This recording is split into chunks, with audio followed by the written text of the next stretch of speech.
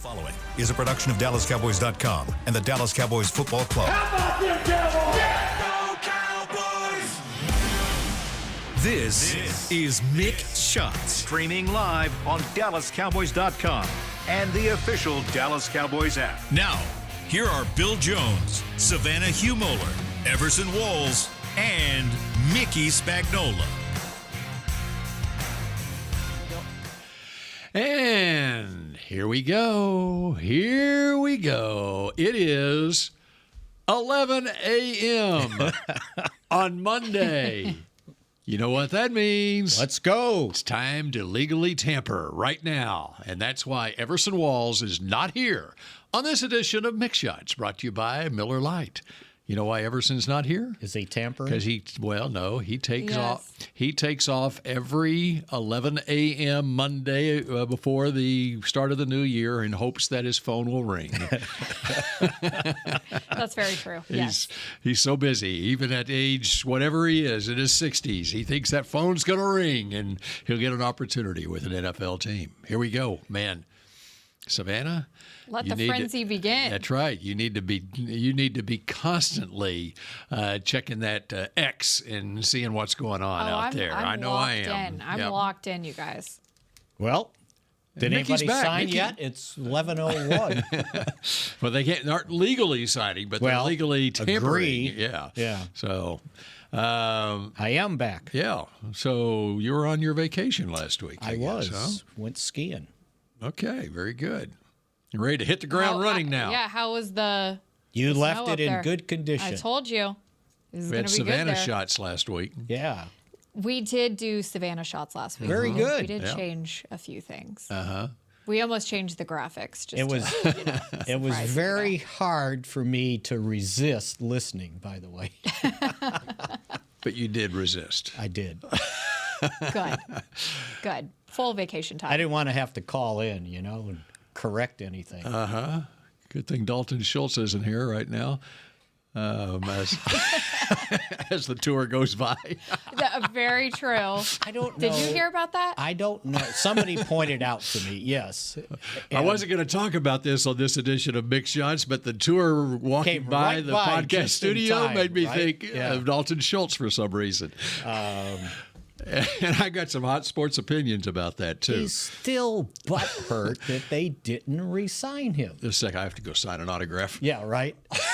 Guys, someone's banging on the window. And hopefully no one knocks on the window to disturb me with lifting weights, by the way. Can I say something about that? Yes, Yes. please. Okay. Back in the 90s, when the Cowboys were winning Super Bowls, you know what the media rules were in the locker room at Valley Ranch? I can't imagine there were many. There were none. There were none.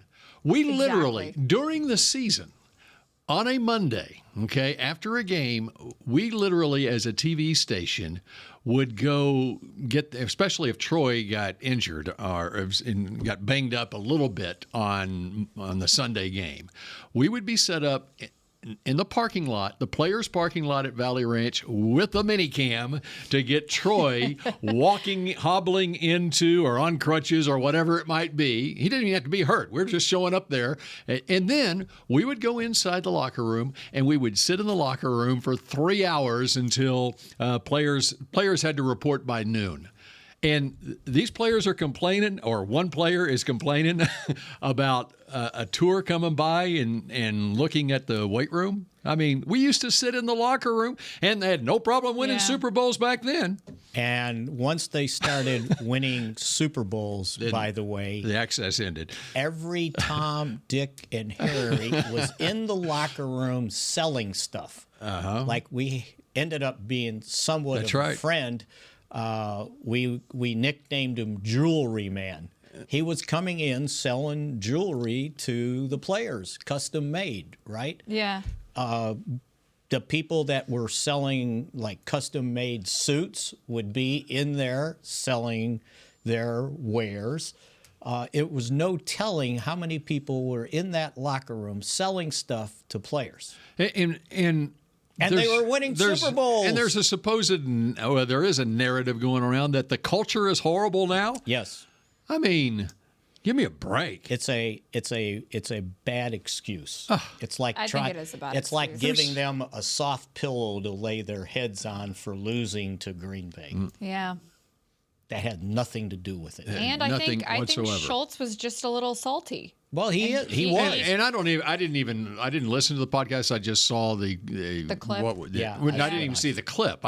So I don't even know what context he said it in. I'm just seeing the headlines that Dalton Schultz talking about the culture, and I'm going to assume that he just presented it on the podcast as, hey, this was kind of weird, but didn't think anything Right. of it, because that's not distracting to a player to have people walking around. I'm sorry. And if it is, then go find another job. Yeah, go to Houston. Good point. Come- Go to Houston. it's a good thing. It's a good See thing ya. they're not in the. And by the way, they have had 3 straight 12-win seasons. Yeah, but it only distracts them when they lose. That's right. It only distracts them in the playoffs. It's like, come to me in the newspaper business when you're on deadline at an NBA game and you're sitting courtside with 16,000 people in the game and you're trying to compose a story while the game's going on, by the way, and there's 16,000 people screaming. Come with me and let me know about a distraction. Right. Yeah, You're playing football. But then again, I mean, it's just so comical because in the 90s there was so much better access to these players, from whether it's media people, as you said, people trying to sell them stuff, that now they're in a whole separate wing. And there's a 45-minute availability where the players know when that availability is, so if they don't have to go in the locker room while the media is in there, and or where others are in there. At Valley Ranch, until the players started getting in trouble. Right. That's what stopped the access. When they walked in the back door of Valley Ranch, where they entered the facility, we each TV or newspaper until Your offices the Times were back Herald, there. we had 3 offices back there, and they had to walk by the door to our offices. So I could sit in mine. We'd leave the outside door open, and they would walk in, and I can see when people were coming in. I can see when they were coming in late, and I can see when they were going out on crutches. All right? We had that And not just much you, access. but the Morning News, the Fort Worth Star-Telegram. And you were with the Times Herald then. And I was with the Times Herald at the time. So don't give me that. God. Anyway, That's lame. I didn't. Way to go to I didn't get us expect off it. base right Well, away. I didn't expect that. The tour got me. That was funny. Thinking about it. Yeah. Timed just Honestly. perfectly, right? All right. So as I continually update what's going on my X account, what are your thoughts as we kick this legal tampering period off? I actually think we should see if we want to have any people text in today. Okay. Give us your thoughts. Who should the Cowboys potentially re-sign?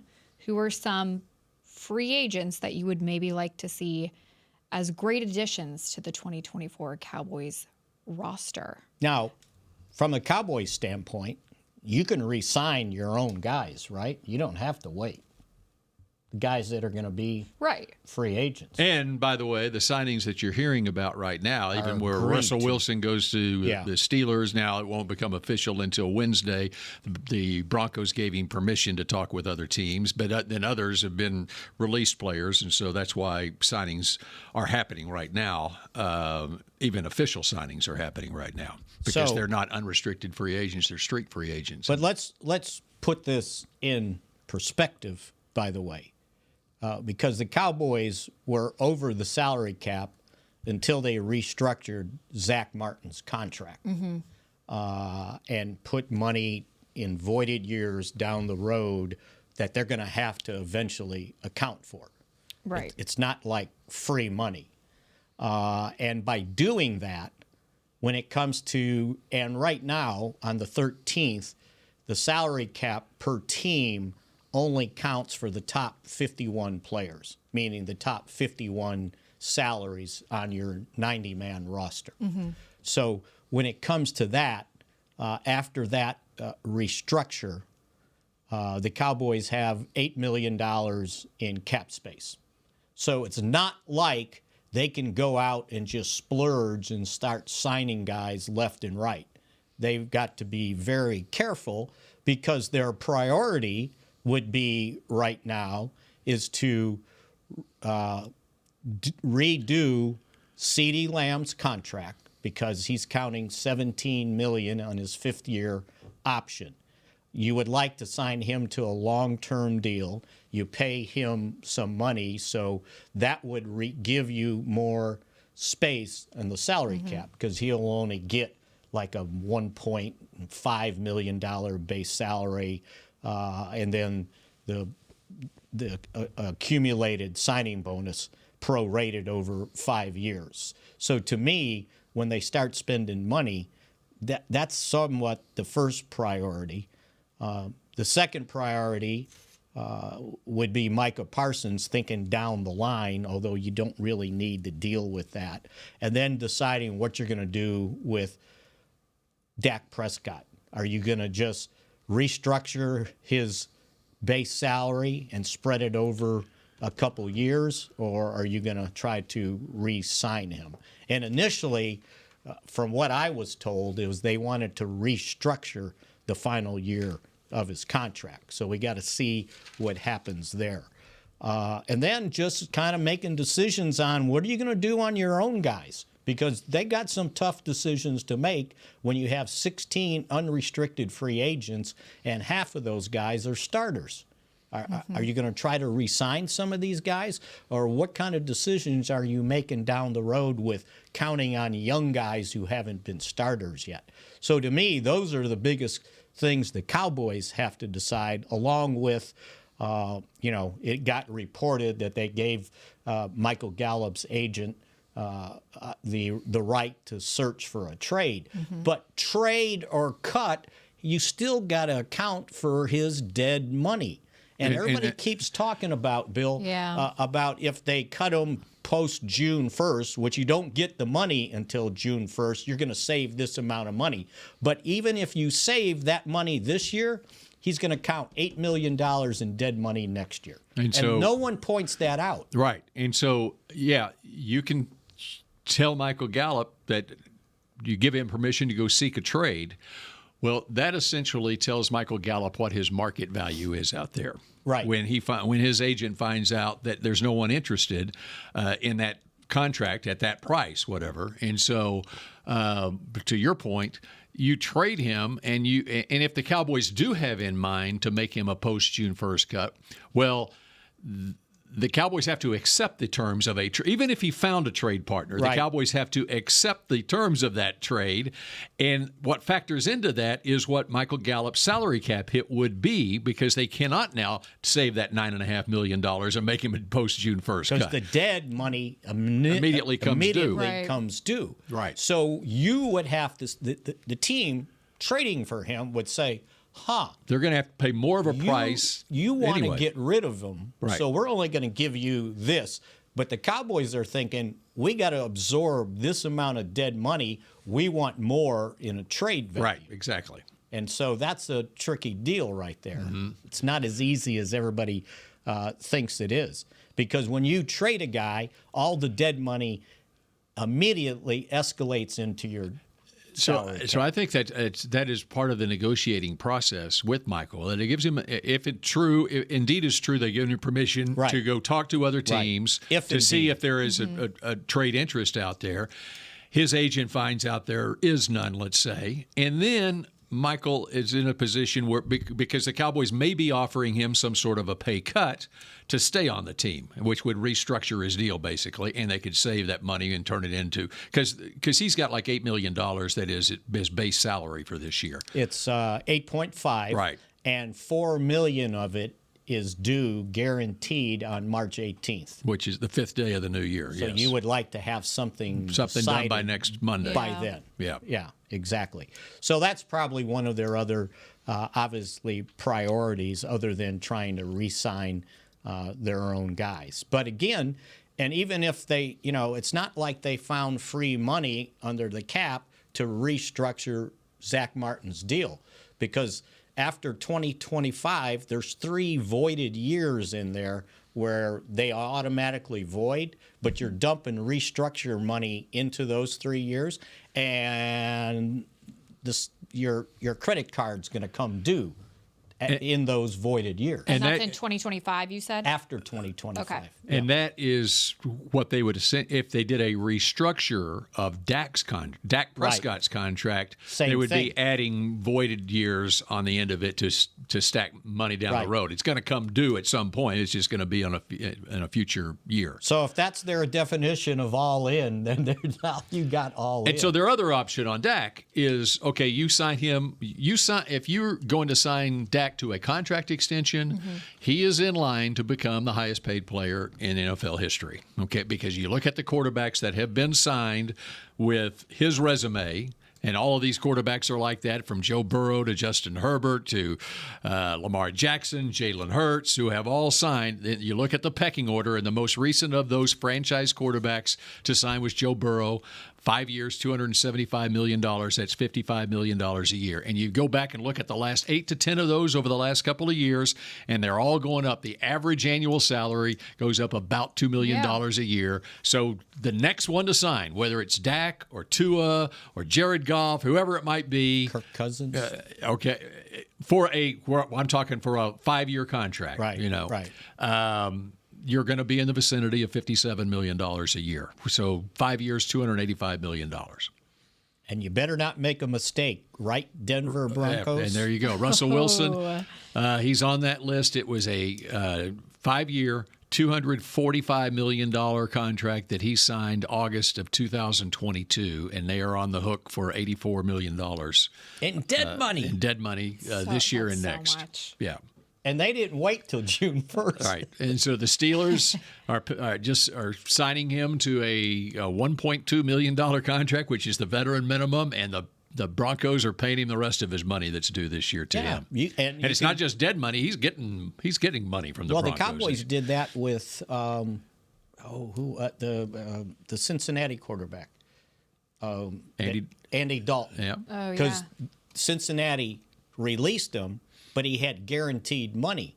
So he was getting paid millions, and the Cowboys signed him for basically the veteran minimum of about $1.5 million, just like you pointed out. Yeah. Because they already is getting his money, so he didn't need it. Mm-hmm. So here we go. We're just getting started on this. 11-17. Yep. And how about we take a break? Okay. We'll check Twitter and see what's happening, if anything's breaking as we speak. And see if somebody's trying to get Savannah's attention. Yep. What is that text number there, Savannah?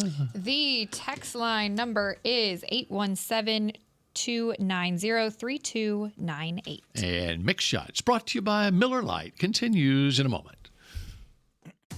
I'm Dak Prescott, quarterback of the Dallas Cowboys. And they snap it to Prescott, who looks right. It's not there. He escapes left. He'll run for a first down. Just like football, when it comes to crypto, it's important to have a team you can trust.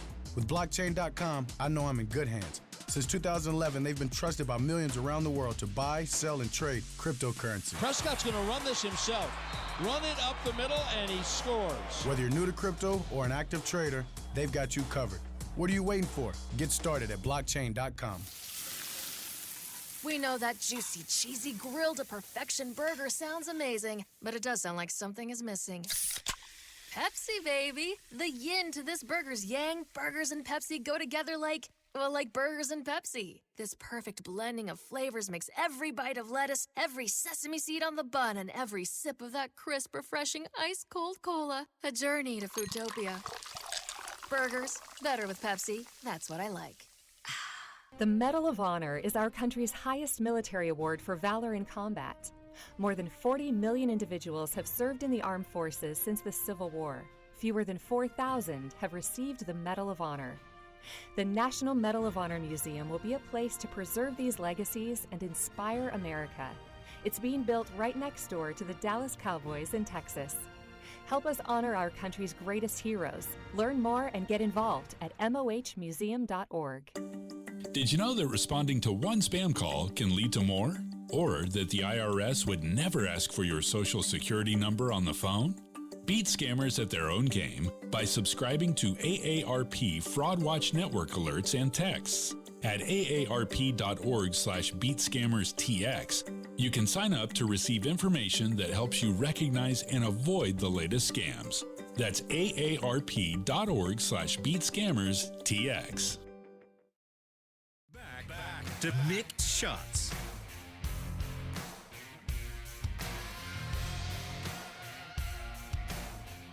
K-Post Roofing and Waterproofing, the official roofer of the Dallas Cowboys. Ba-da-na-bum, ba-da-na-bum, ba-da-na-bum. I think this is the first post-11 a.m. legal tampering report of a contract agreement that I've seen. There's been rumors out there, but this is the first I've seen of a contract agreement, and it could affect what the Cowboys are looking at here at the running back position, as former Eagles running back DeAndre Swift apparently is signing a three-year deal worth $24 million with the Chicago Bears. So 3 years, $24 million for DeAndre Swift. The other reports out there, Saquon Barkley is being courted by the Philadelphia Eagles and the Houston Texans. And so there's the early reports on running backs and what the running back market looks like. And here's something that I think people need to keep in mind. As I pointed out, when it comes to the top 51, the Cowboys have like $8 million in cap space.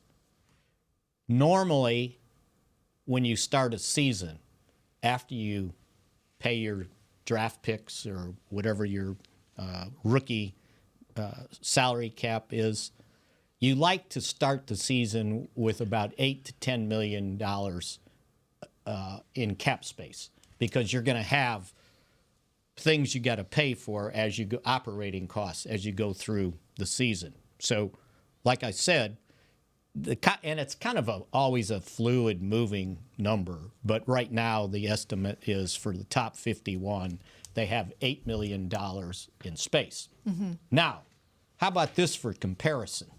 Especially when you're trying to re-sign some of your own guys.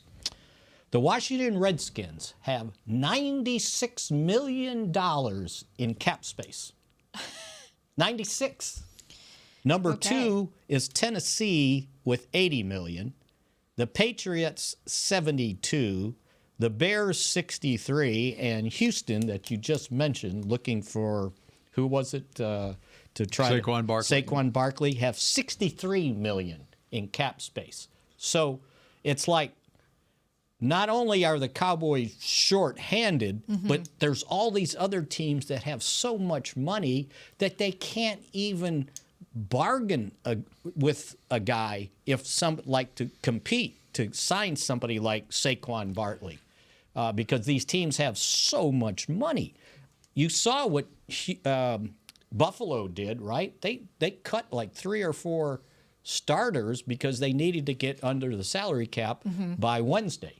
So the teams that have a lot of money can overpay these guys to get them, and you'll lose out on the negotiation if it indeed comes down to money. So while the Cowboys would like to re-sign some of their guys, boy, say Dan Quinn, let's just use this as an example. Say he wants to go after Dorrance Armstrong. Kind of likes a guy that over the past 2 years has totaled, I believe, 16 sacks. And they have a need for an edge rusher there. They've lost Chase Young and Montez Sweat here in the last couple of years. And they got $96 million. 6 months. They can give him a 3-year, $40 million deal, and the Cowboys can't even come close to matching. And that's why the Cowboys have to be essentially very strategic with their decisions here. Because you have these guys that are now on the market and you have teams with an exponential amount of money, and the Cowboys have to play their cards right if you want to keep some of these great starters that we have. As producer Supreme Chris said before we started the show, the Cowboys will be shopping at Dollar General. He's always good for a good line. That is producer Supreme, right? And I'm going to steal it too. Okay, the 16 unrestricted free agents the Cowboys have on the offensive side of the football: running backs Tony Pollard and Rico Dowdle, offensive tackle Tyron Smith, center Tyler Biotish, offensive tackle Chuma Edoga, tight end Sean McEwen. Defense, cornerback Stephon Gilmore, Jordan Lewis, C.J. Goodwin, special teamer, Noah Igbenogany. Safety, Jaron Kearse. Edge rushers, Dorrance Armstrong and Dante Fowler. Defensive tackles, Jonathan Hankins and Neville Gallimore. And then the long snapper, Trent Sieg. There are your 16 unrestricted free agents whose phones are ringing off the hook right now. So, to me, their biggest priorities among that for that list is they've got to decide what's going to go on the offensive line. That I agree.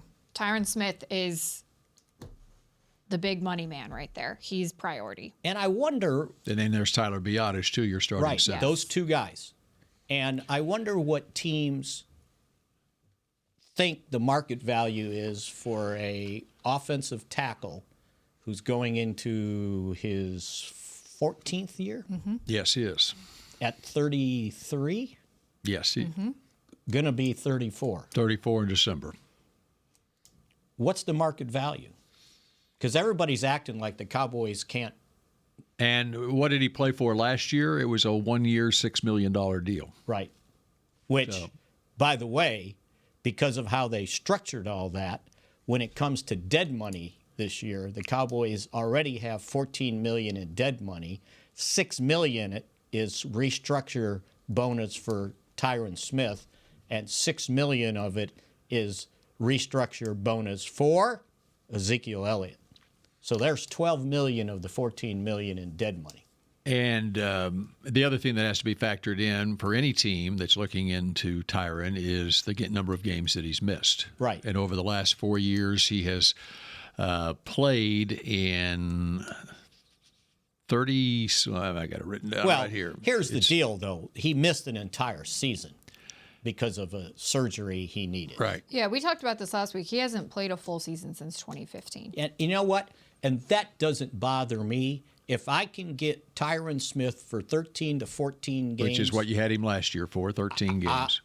If the money's right, he's here. Well, here's an example to answer your question. And by the way, the numbers the last 4 years, he's missed 55% of the games, which includes the 1 year where he was out.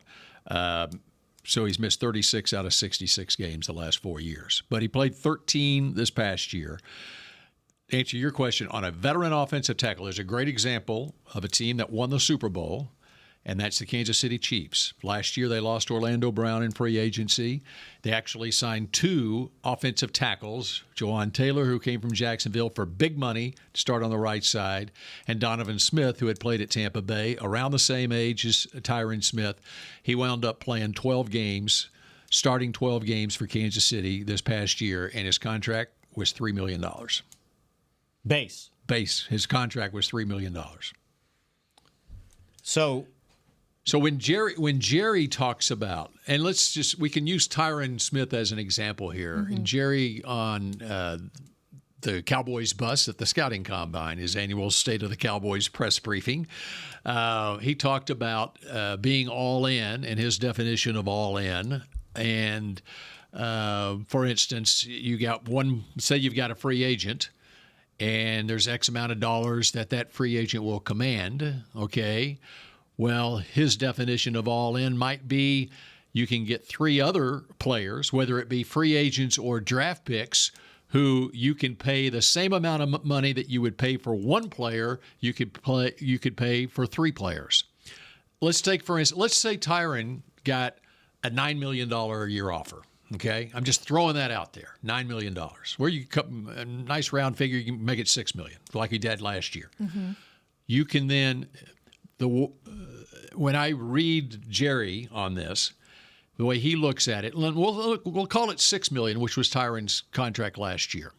You could then, instead of signing that one player, you could have 3 players. A first-round draft pick. The 24th pick last year made $2.4. His salary cap hit last year was $2.4 million. That was Deontay Banks, a cornerback. Okay, so that's $2.4 million. You could sign a Donovan Smith, a veteran offensive tackle. I mean, let's say that first round draft pick is Amarius Mims or Tyler Guyton, offensive tackle who's projected to go about that place in the draft. You could also sign an offensive tackle like a Donovan Smith for around $3 million, a veteran guy. You could also sign a veteran center type. Okay, how about Evan Brown, who started last year for the Seattle Seahawks, made $2.5 million last year. That's an example of. You get more for. Well, I'm not saying you're getting more bang for your buck with the people. And I'm not even saying that it's more bang for your buck. That's another way of looking at it. Okay, Yeah. It remains to be seen whether it's more bang for your buck. You have to see how well these players play. Yeah. But that's an example of getting 3 players, whether they be free agents or draft picks, for the price of 1 free agent. And it may be a better deal to go ahead and sign Tyron Smith rather than the other 3. I'm not saying it's one Right. versus the other, but that is an example, putting names on those positions. And if you look at, so here's the big decision there. Number one, they've got to find out what market value is for Tyron Smith, because Tyron Smith's going to find out what market value is for him. Yeah, and market value may be different this year than it was last year because salary caps went up $30 million this year across the league. Go back to Washington. They got $96 million in space. They can make a $10 to $12 million mistake, and it's a drop in the bucket, right? They could speculate, and they could be wrong, but it doesn't matter because they've got so much space. So what they've got to decide is what's market value for Tyron Smith, and can we match it? If we can't, then what do we do? Now, immediately, the draft nicks out there is, well, on the 24th pick in the draft, you take this offensive tackle, plug in him, he's your starter. What if they decide Tyler Smith moves to left tackle? Yeah. And you're already paying him first-round money. Now, what do I do at guard? Well, guard should be a less expensive position. Is T.J. Bass ready to take over there? And do I draft one in the 2nd or 3rd round as insurance? And from a salary cap standpoint, now I've just saved some money. But they've got to make that decision. Right. And to Jerry's point on that, those players that are taking the place of players who may be departing in free agency, they may already be on your roster right now. It may be that they feel like T.J. Bass is ready to be a starter. It may be, and it may be that this offensive line coach has just decided that Tyler could be just as effective playing left tackle as well as he is at left guard. And then you've replaced, let's say, a Tyler Biadasz with someone that's already on your roster. Can Brock Hoffman do that? Step up, yeah. Right. Rather than me going out in free agency or trying to match what somebody's going to pay Tyler Biadasz, who, by the way, is a Pro Bowler. And you got to factor into it injury issues because, okay, whether it be Biadasz, whether it be Tyler Smith, if guys get hurt, then who's stepping in to replace them? And it all factors into the equation here. And the decision on the offensive line, to me, is so important because the other decision they have to make, and I looked this up and I forgot to write it down, but they only averaged 4 yards a carry running the football this year. Was it the offensive line? Was it the running back? Was it my running scheme? What caused that? Because that was one of the lowest averages per carry for the team in quite some time. Interesting. And here's the other thing that's interesting about that. When you look at what's the market going to be for Tyler Biadasz out there? Right. Well, the Raiders just signed their center, Andre James, 3 years, $24 million yesterday. Okay, he was going to be a free agent. He's got 49 starts the last 3 years. Biadasz has 53 starts the last 3 years. All right, so that's 3 years, $24 million. We just saw DeAndre Swift, running back, go for 3 years, $24 million. So do you want to pay your center 3 years, $24 million, or do you want to pay a running back 3 years, $24 million? And I also saw where the Jaguars just signed Buffalo's starting center, but he's got 9 years. Mitch Morse. Yep. 2 years, 10.5 with $7 million guaranteed. Panthers are expected to release their center, Bradley Bozeman, who had 77 career starts. There's a lot of centers out on the market. Yeah. So it'll be interesting to see what. So those two decisions to me are just imperative to what the Cowboys decide. The Lions just signed their Graham Glasgow, who's an interior offensive lineman, 3 years, $20 million. So the market is being set. And you even look back 2 years ago, Connor Williams got $7 or $8 million a year with Miami. Right, and that's why the Cowboys. And last year, Connor McGovern with Buffalo, right? So those are two critical decisions that they have to make, and they've got to decide if those backups this year are ready to be starters. So, but your answer to the question, would you rather pay $324 for a center or a running back? Which one? I would say the center. If I don't get, whatever the case is on Biadasz, I would love to have him back. There's a lot of people that don't value him. I think he's pretty darn good, and he was pretty darn good this year. Now, does he get overmatched at times when he's got to go up against a 340-pound defensive tackle? Yeah, but you know what? There's a reason why that 340-pound defensive tackle is playing, because he's pretty damn good. So he's given other centers problems too. Mm-hmm. It's going to be very interesting. So what do you think is the most interesting decision or position? Is it the offensive tackle, offensive line, or is it running back, or is it, you look at on the defensive side of the football, there's linebacker, there's needs every level. What about cornerback? Mm-hmm. Cornerback and defensive tackle. Because two of your top four guys, or top three guys this year, are free agents. Stephon Gilmore, Jordan Lewis. Now, I know you got Diggs coming back off, by the way, a torn ACL, and you got Deron Bland. But after those two guys, what do I have? Because I don't see anybody sitting on the bench that's ready to jump in there and be a starter. Right.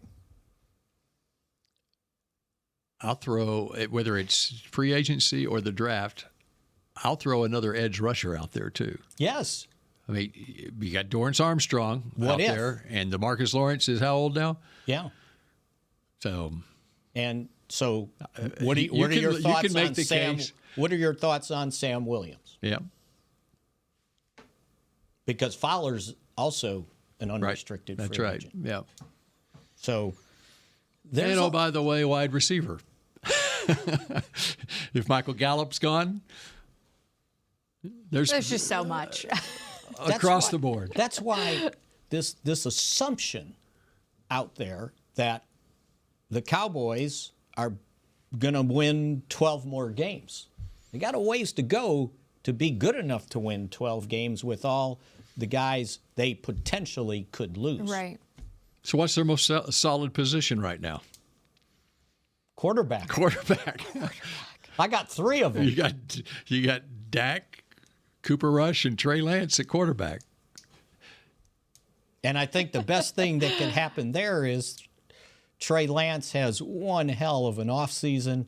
He has a great preseason, and some team gets a quarterback hurt, and they give me a second-round pick for Trey Lance. Not bad. That could be a move. I'm good with keeping Trey Lance right here. All right. Mm-hmm. I'm good with that. But he's on the last year of his deal too, right? Yeah, he is. Yep. And if he's holding a clipboard all year, what does that do for his market value? Yeah, not much. Yeah. And then you got Jacksonville.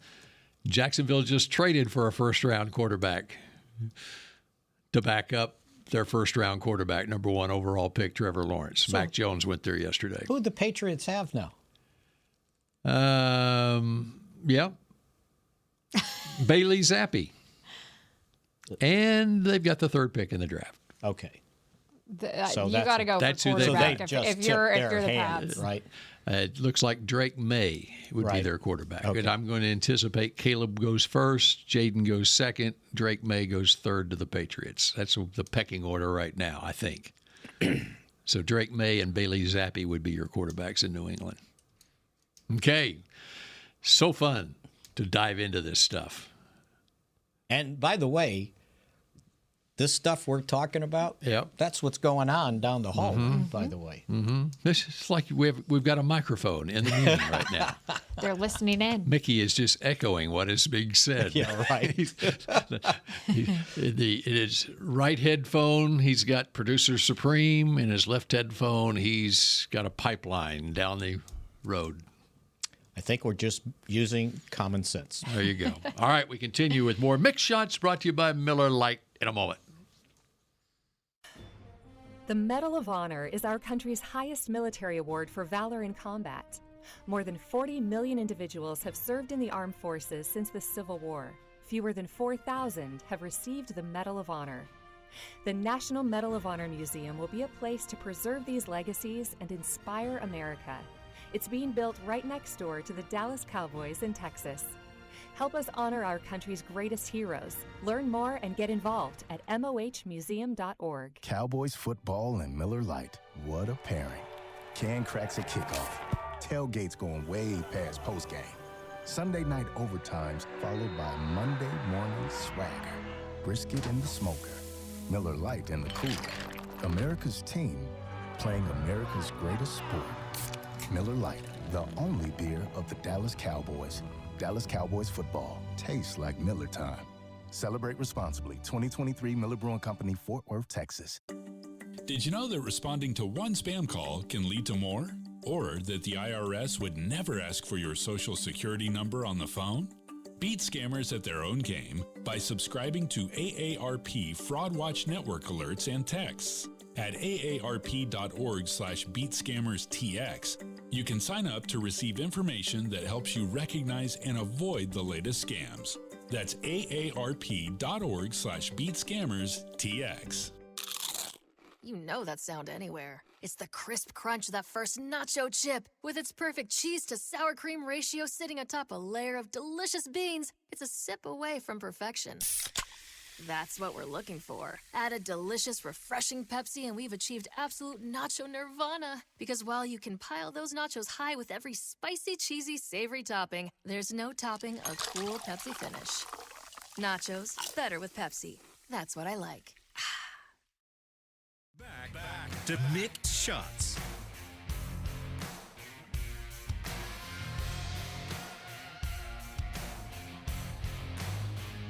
Kenny Chesney is bringing his Sun Goes Down 2024 tour with Zach Brown Band and special guests Megan Maroney and Uncle Cracker to AT&T Stadium on May 11th. Tickets are on sale now at SeatGeek.com, the official ticketing partner of AT&T Stadium.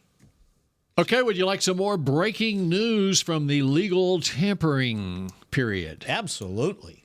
Give it to us, Bill. Cowboys related. Aaron Wilson is reporting, per a league source, the Tennessee Titans are expected to sign running back Tony Pollard.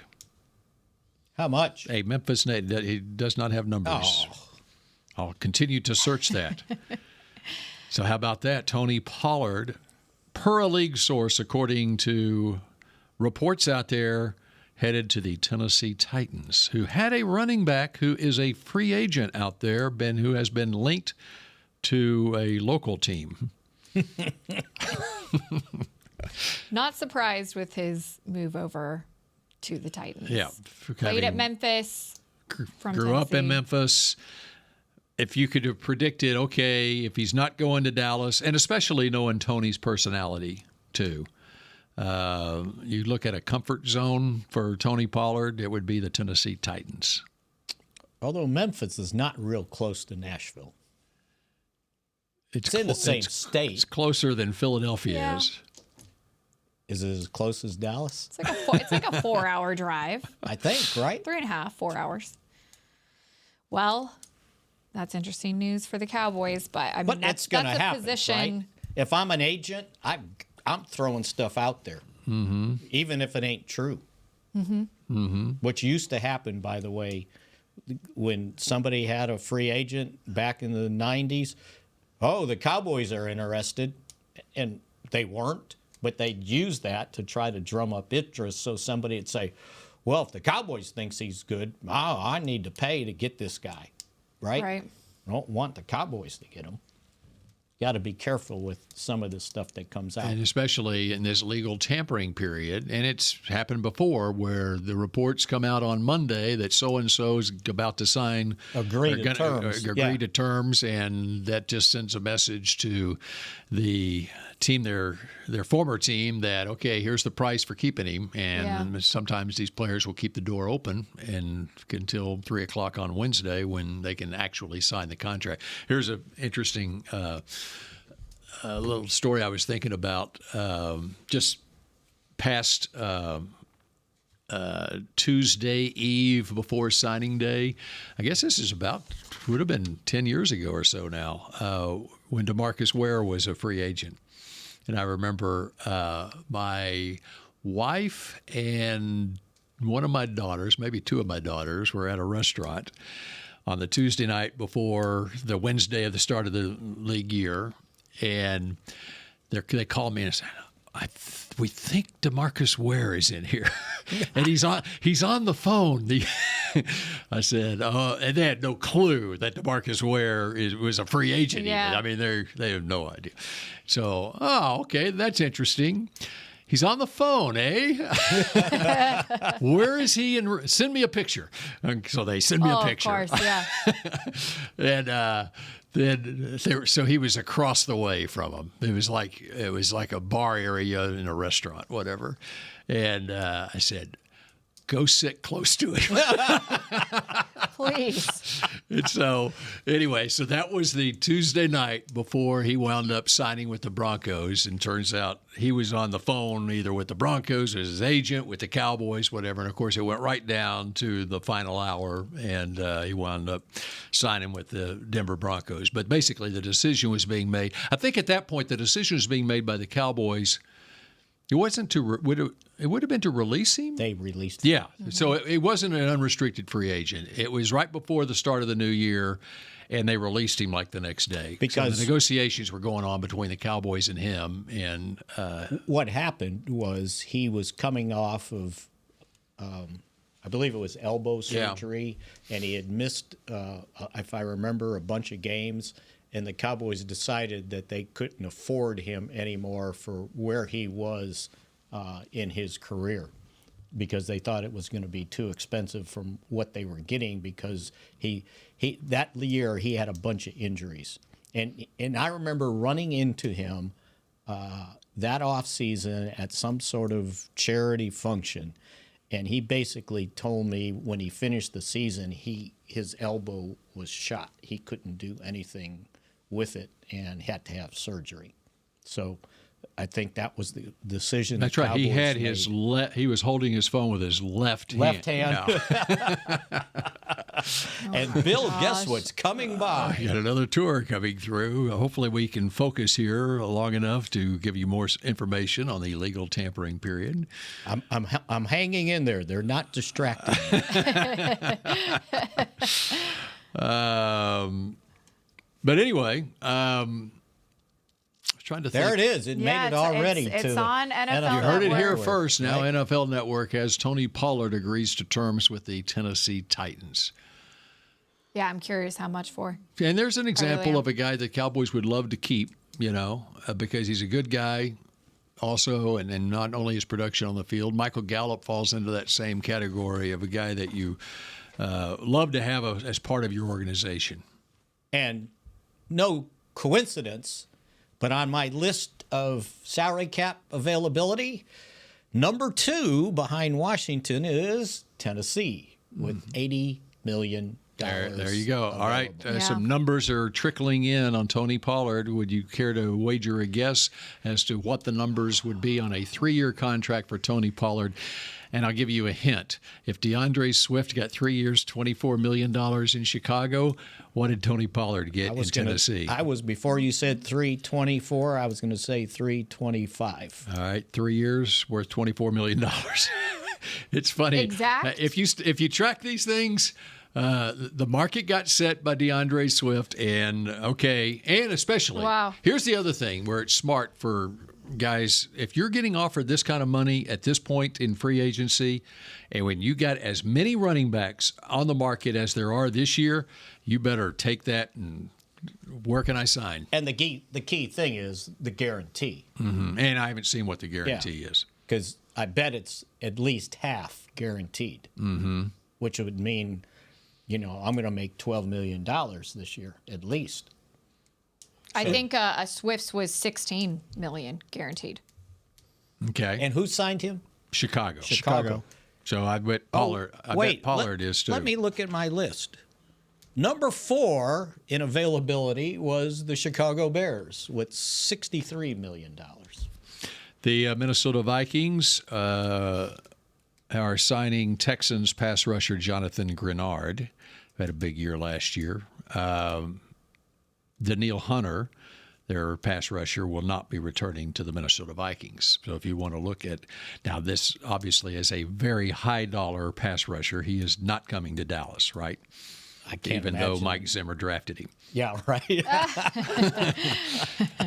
I would love it. Boy, Yeah. I love Daniil Hunter. I loved him in the draft. Big Green Notebook loved them some Daniil Hunter and couldn't figure out why he went late third round.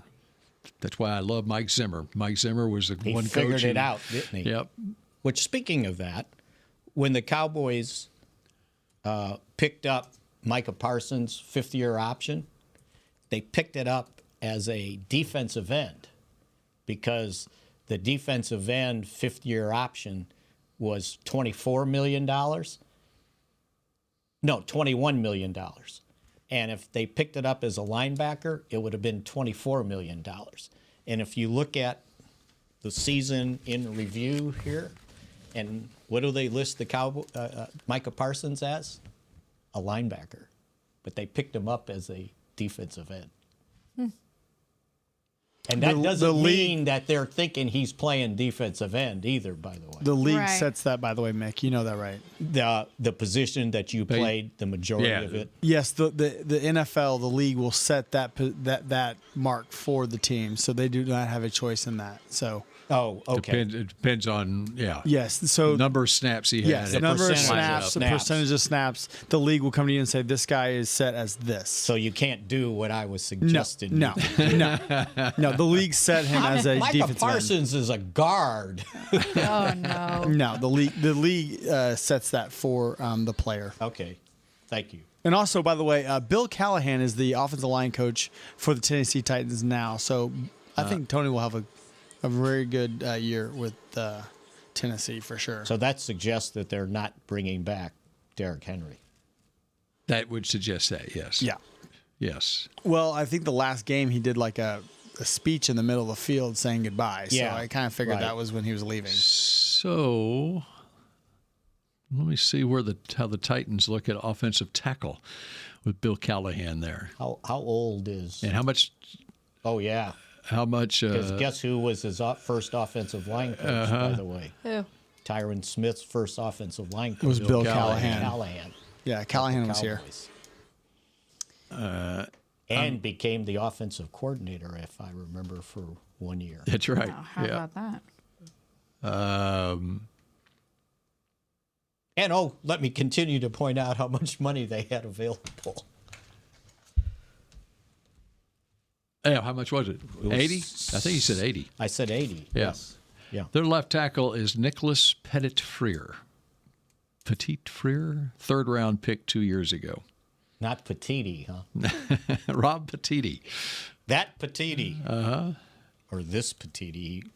Parsons. What a great story Rob Petiti was. For 1 year. For 1 year, he was started at right tackle, and then he left. Or he was... This Petiti, he could play. Under Bill Parcells.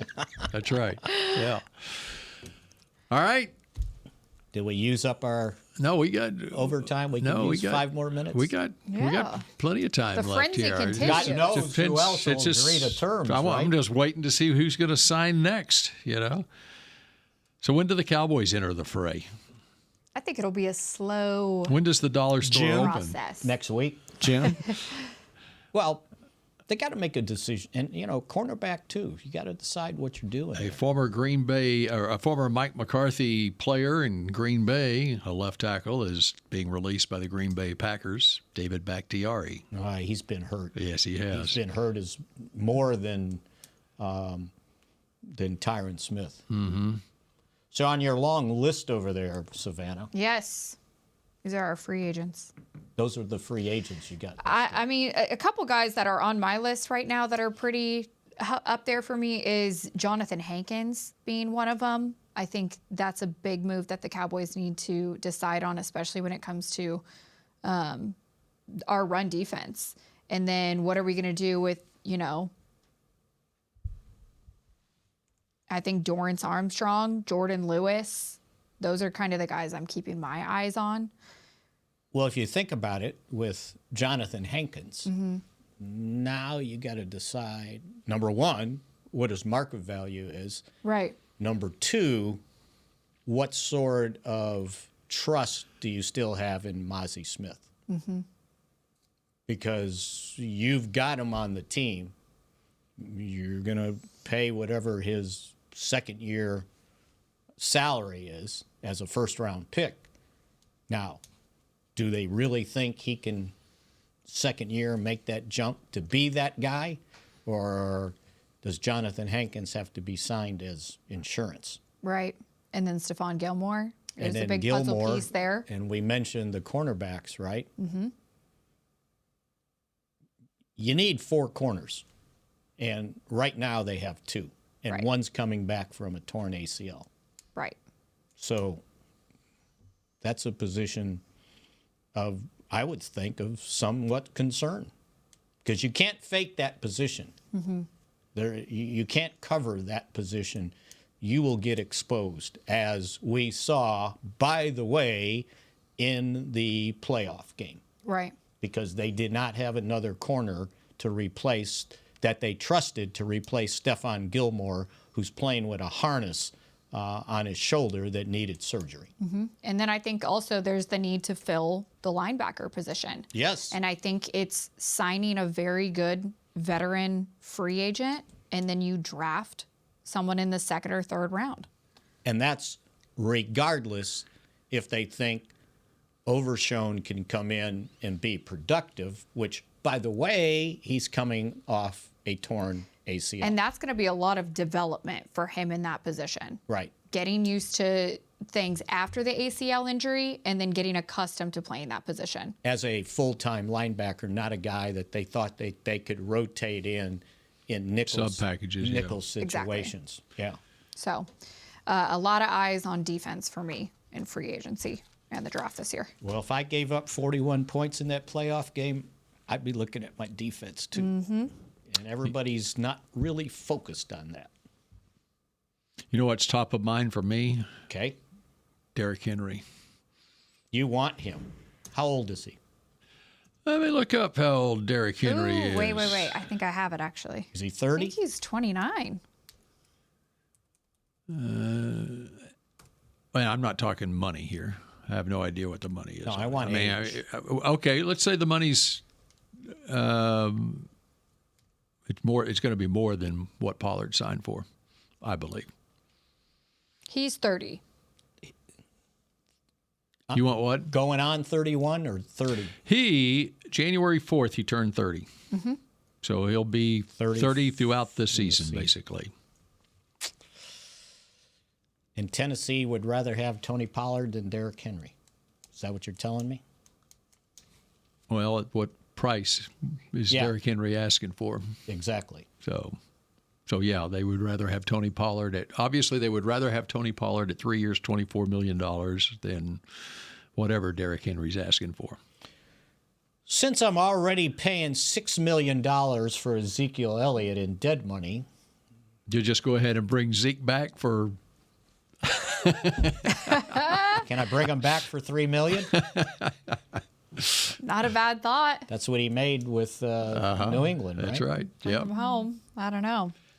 So do you think the Cowboys will let the wave pass on running backs, and then because there's a bunch of them out there, And I could draft one day 2.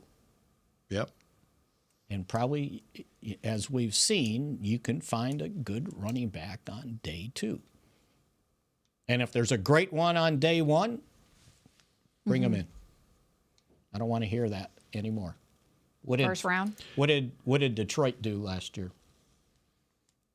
First round. They went running back and linebacker. Yeah. 2 positions you're not supposed.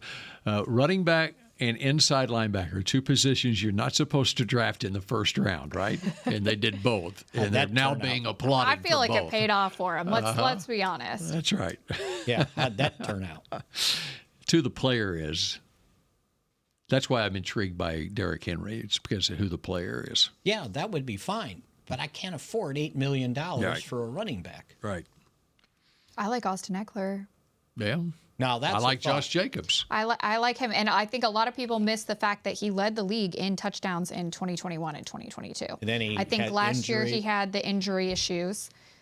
See, I think he could be a good fit. Say our Chargers. See, I think what has happened is sort of a secondary market has been set with the 3 years, $24 million on running backs with Swift and Pollard. Now it's going to be interesting. What's Barkley getting? Henry thinks that he's in Barkley, even at his age, he's in Barkley territory. Barkley's, 4 years younger than he is. I don't know, probably 26. Okay, Josh Jacobs, Austin Eckler, whatever. That bunch right there are probably going for more than 3 for 24. Unless they're... Now you have the market set, so yeah, now it'll fluctuate. You've got the bottom end of the top market set, I think. Because bottom end of the top end. See, if I had the money available, Barkley would be top of my list. Right. Age, pretty effective. Catching, running and receiving. That's the thing on Henry is that he doesn't catch the ball out of the backfield much. And Barkley played on a offensive line that wasn't all that great. But I like him. But there is an injury factor with Barkley too. Yep. So. However, also I think last year too, a lot of the conversations were around having a running back that was a bigger build to run through. I think Tony Pollard, he had more of the abilities to catch the ball and then make some runs. But I think conversations last year where we didn't have like a bigger body to actually get down the line. He can do it, but to ask him to do it on a regular basis over a 17-game season is a lot.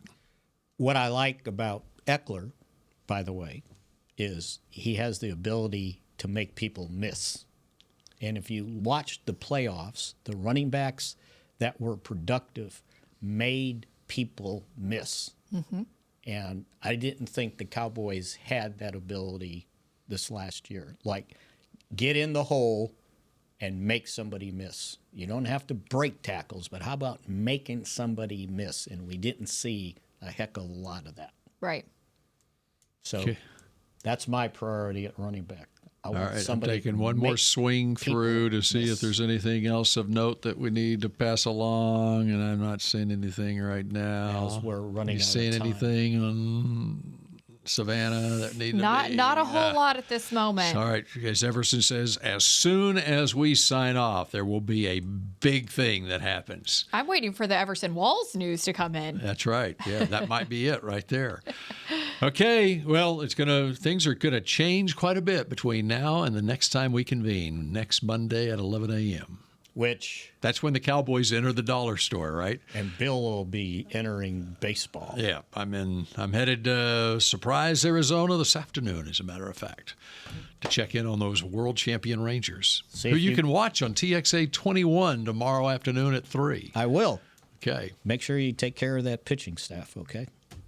Well, they've got some injured arms on that pitching staff that won't be along until after the All-Star. That's why they need some guys to take care of it for half the season. Yep. All right, that does it for Savannah Shots for this Monday. I like Savannah And we Shots. will shout at you Has a ring to again, it. or they will shout at you again next Monday at 11 a.m. when Derrick Henry is a Dallas Cowboy.